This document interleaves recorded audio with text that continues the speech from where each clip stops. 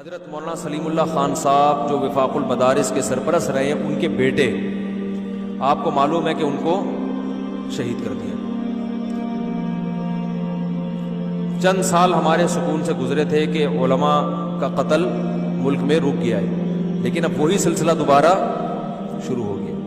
اتنے بڑے عالم، ایک مولانا صاحب آج بات کر رہے تھے کہ ملیشیا کی گورنمنٹ کہے گی کہ اس عالم کی ہم قدر کرتے تھے، حالانکہ یہ رہتے کہاں تھے؟ پاکستانی علماء کی نا میں آپ کو بتاؤں، یہاں کی گورنمنٹ کی نظر میں اتنی ویلیو نہیں ہے، اتنی تو میں احتیاطاً کہہ رہا ہوں بالکل بھی نہیں ہے، لیکن یہ علماء کی قدر باہر ملکوں میں، حضرت مفتی تقی عثمانی صاحب کو دیکھ لیں تو اسی میں حضرت مولانا عادل صاحب بھی، ان کی باہر بہت قدر تھی کیونکہ لوگ ان کی قابلیت سے واقف تھے۔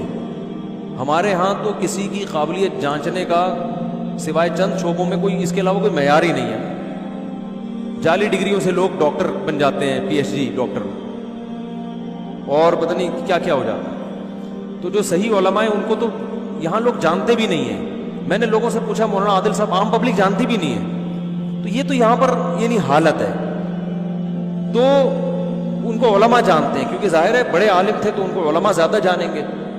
تو اللہ نے بہت علم سے، دین کا علم بھی اور دنیا کا علم بھی، اور بڑے بے باک عالم تھے، بہت حق پرست عالم تھے، زبان میں اللہ نے بڑی روانی دی تھی ان کو، اور اللہ پہ اعتماد، توکل، یہ ساری صفات، لیکن آپ دیکھیں کتنے آرام سے ان کو قتل کیا گیا ہے۔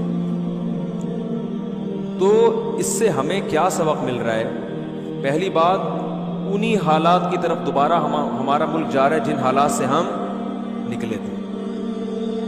تو اس میں ہمیں سمجھنا چاہیے کہ یہ کون کر رہا ہے یہ کام۔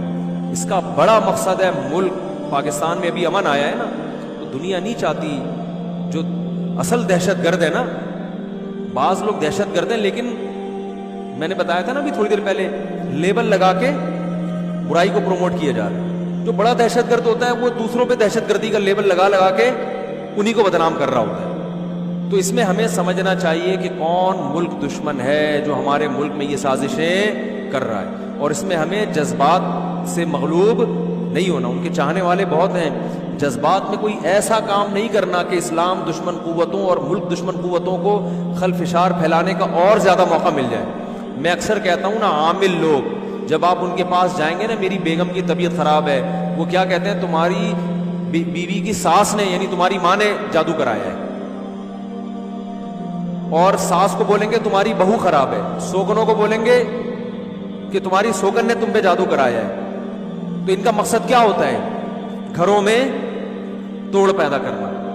کہیں ایسا نہ ہو کہ ان حالات میں اسلام دشمن قوتیں اور ملک دشمن قوتیں ہمارے جذبات سے کھیل کے کوئی ایسا کام ہم سے کروا دیں، کوئی ایسا بیان جاری کروا دیں جس سے حالات سدھرنے کے بجائے بگڑ جائے۔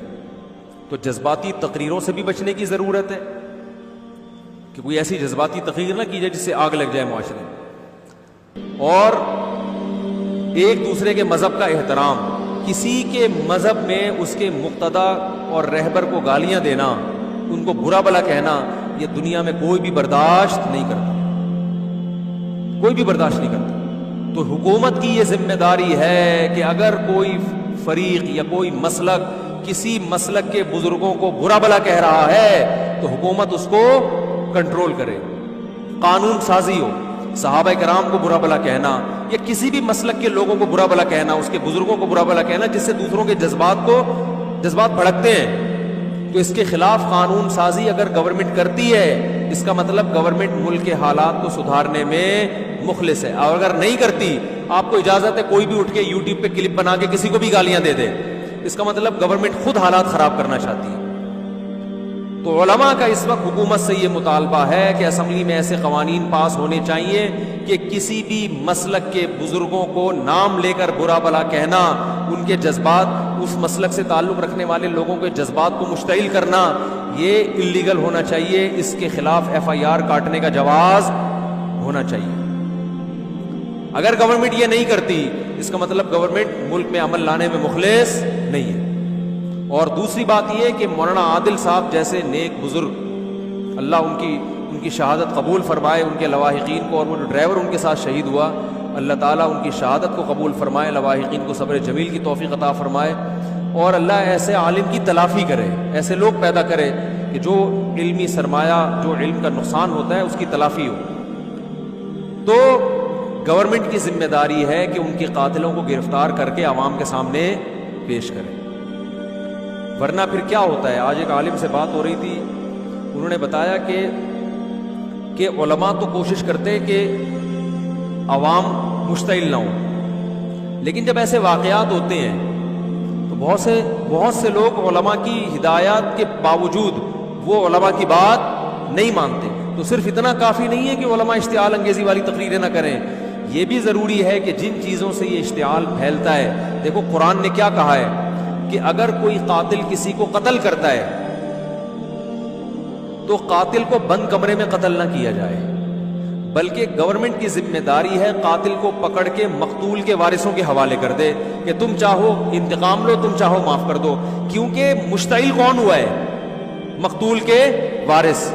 اگر ان کے انتقام کی آگ کو ٹھنڈا نہیں کیا گیا تو وہ جوش میں آ کے کسی اور کو قتل کر سکتے ہیں. قاتل کو نہیں ملا تو قاتل کے رشتہ دار, جو غلط ہوگا لیکن وہ کر سکتے ہیں. تو اسلام نے امن قائم کرنے کے لیے اصول بنایا کہ گورنمنٹ کی ذمہ داری ہے قاتل کو پکڑ کے کس کے حوالے کرے؟ مقتول کے وارثوں کے حوالے کرے, تاکہ انتقام کی آگ ٹھنڈی ہو جائے اور ملک میں فساد نہ پھیلے.